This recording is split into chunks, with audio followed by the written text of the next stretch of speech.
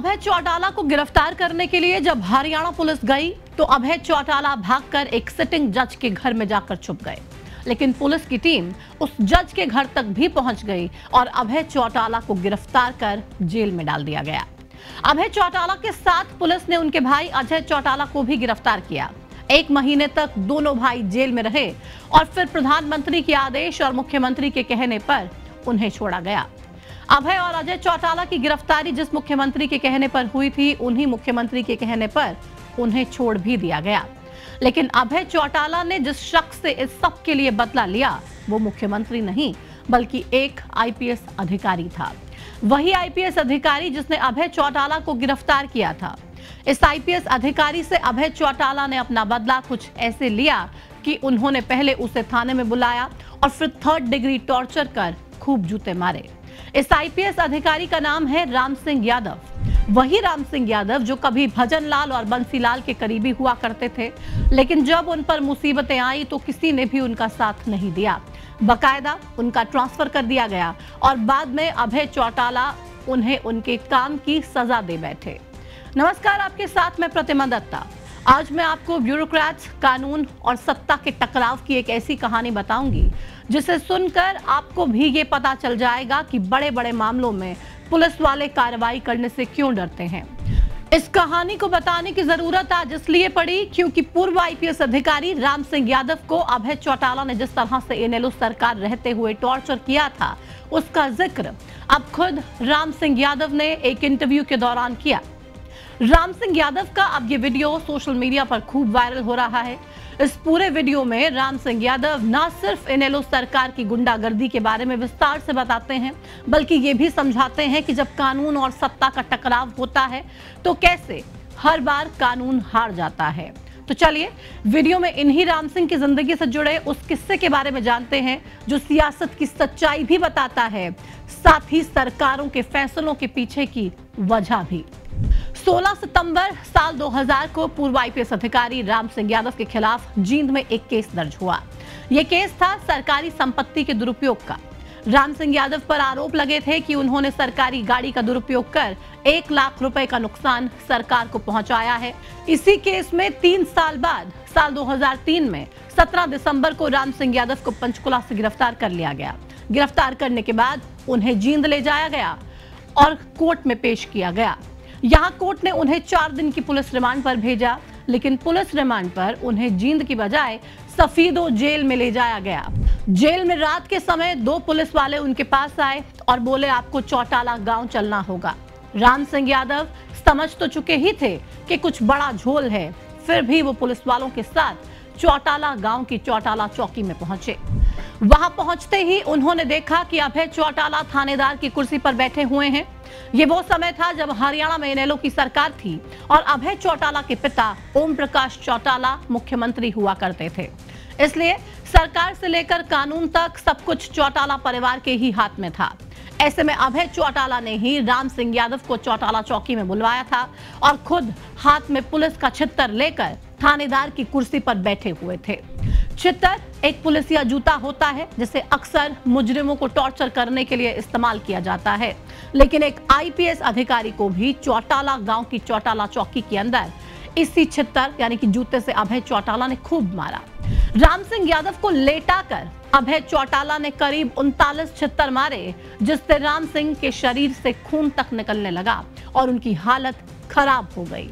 जैसे ही अभय चौटाला को लगा कि वो मर सकते हैं तो उन्हें छोड़ दिया गया।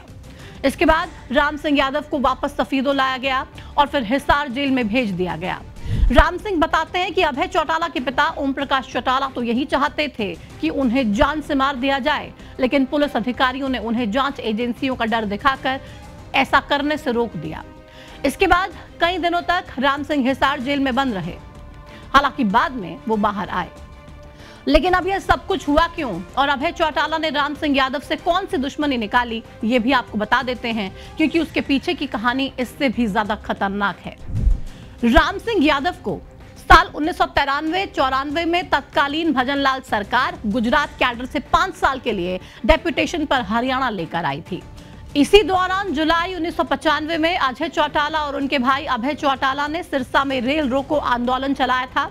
इस दौरान उन्होंने कई ट्रेनें रोक दी थी, साथ ही व्यवस्था भी चौपट हो गई थी। ऐसे में दिल्ली से तत्कालीन मुख्यमंत्री भजनलाल को रेल मंत्री का फोन आ गया, जिसके बाद भजनलाल ने राम सिंह यादव को किसी भी तरह से व्यवस्था सुधारने के आदेश दे दिए। राम सिंह यादव तब सिरसा के एसपी हुआ करते थे। राम सिंह यादव ने जब कमान संभाली तो उन्हें मालूम चला कि अजय चौटाला और अभय चौटाला पर रेलवे पुलिस ने एफआईआर दर्ज की हुई है। रेलवे पुलिस ने स्थानीय पुलिस से दोनों की गिरफ्तारी के लिए मदद भी मांगी थी। ऐसे में राम सिंह यादव ने तुरंत पुलिस को आदेश दिया और अजय और अभय चौटाला को गिरफ्तार करने के लिए कहा, लेकिन पुलिस वालों ने हाथ खड़े कर दिए क्योंकि उन्हें चौटाला परिवार से डर लगता था। राम सिंह यादव जिले के एसपी थे, तो ऐसे में उन्होंने इस डर के लिए 7 थानेदारों को सस्पेंड कर दिया। इससे बाकी पुलिस वालों में सस्पेंड होने का डर बैठा और उन्होंने अजय चौटाला की गिरफ्तारी की कवायद को तेज किया। इसी दौरान एक रोज अभय चौटाला के भाई अजय चौटाला ने अपनी गिरफ्तारी देने के लिए पुलिस को चैलेंज कर दिया।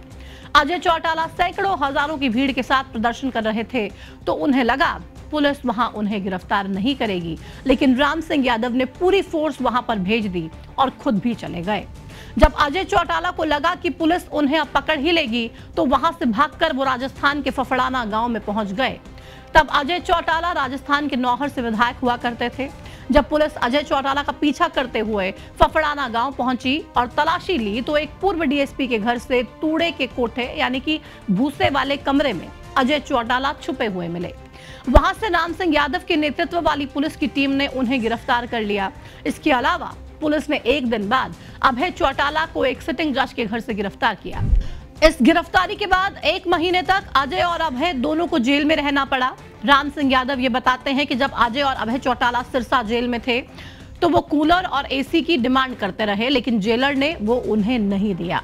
इसका अजय और अभय चौटाला इतना बुरा मान गए कि बाद में उन्होंने इसके लिए भी मुझे टॉर्चर किया। खैर, जब अजय और अभय चौटाला 1 महीने तक जेल में रह लिए, तो बाद में तत्कालीन मुख्यमंत्री भजनलाल के कहने पर पुलिस ने अजय और अभय चौटाला को छोड़ दिया। जेल से बाहर आने के बाद तो अभय चौटाला राम सिंह यादव को कुछ नहीं कह सके, क्योंकि उनके पास पावर नहीं थी। लेकिन इस पूरे वाकये के 7-8 साल बाद अभय चौटाला ने 2003 में अपना बदला राम सिंह को छित्तर मार कर लिया। तब ना तो कानून ने राम सिंह यादव को बचाया, ना ही उन भजनलाल ने जिनके कहने पर राम सिंह यादव ने अपनी ड्यूटी ईमानदारी से निभाई थी। राम सिंह यादव ने ये पूरी दास्तां खुद अपनी जुबानी बताई है और बताया है कि कैसे सियासत में पुलिस की पावर का इस्तेमाल होता है और फिर उसी पुलिस से दुश्मनी निकाली जाती है। हालांकि अभी तक इस पर अभय चौटाला का कोई रिएक्शन नहीं आया है। जैसे ही अभय चौटाला इस पर कुछ भी टिप्पणी करेंगे या अपना पक्ष रखेंगे, तो वो भी आप तक पहुंचाने का हम काम करेंगे। फिलहाल आप अपने गांव में, घर में बड़े बुजुर्गों से ये पूछकर कमेंट सेक्शन में हमें जरूर बताइएगा कि क्या वाकई में इनेलो की सरकार में इतना गुंडा राज था? क्या इनेलो की सरकार में इसी तरीके से लोगों को मारा पीटा जाता था, जबरदस्ती की जाती थी और हर तरफ बदमाशी ही बदमाशी देखने को मिलती थी? या फिर आरएस यादव का ये बयान आपको राजनीति से प्रेरित लगता है? अपनी राय कमेंट सेक्शन में हमारे साथ साझा कीजिएगा। इस वीडियो में फिलहाल इतना ही। मुझे दीजिए इजाजत। नमस्कार।